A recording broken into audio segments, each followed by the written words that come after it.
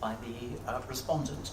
I'm concerned that, let me say at the start, by the way, it was delightful to hear Sir Richard, Dr. Tracy Patton, and so many people compliment staff about how hard they worked over the Christmas period, a period which does not seem it's going to finish soon in terms of the strain on staff. And I think that is remarkable. I think it's much appreciated by patients like myself when we hear that. But I am concerned about the STP and some of its implications. And that is that together with the publication, by the way, a forced publication of the STP for North West London, some of these supplementary papers were only received because of a Freedom of Information request by well-qualified researchers in December. And one of the aspects which does worry us is some of the planning which wasn't shown to the public, wasn't shown to any of the local councils within the North West London footprint, indicates that over the next 5 years there is a planned loss of 8,000 staff, and that's despite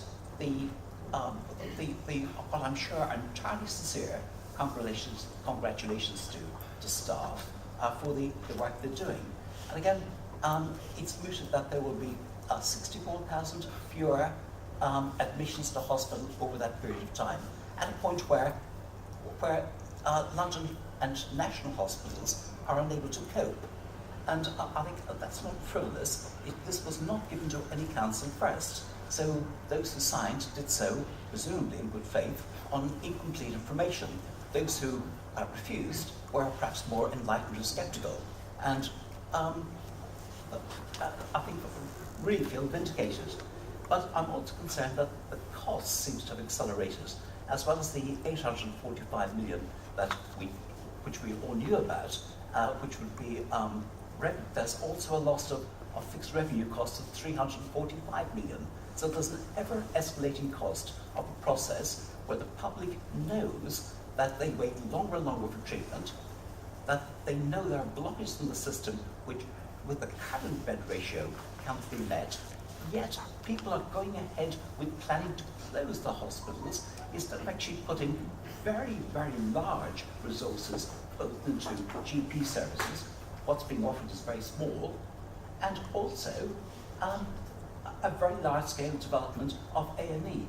When your colleague gave an eloquent description of people who turn up in A&E needing to be there, people of my own age, I must say, is that I don't imagine everybody frivolously goes to, or not many, frivolously go to A&E anymore, and the thought of closing hospitals, losing beds within 5 years, at a situation where things are getting worse, just seems to the general public to be very strange. It's like a grotesque Monty Python plan.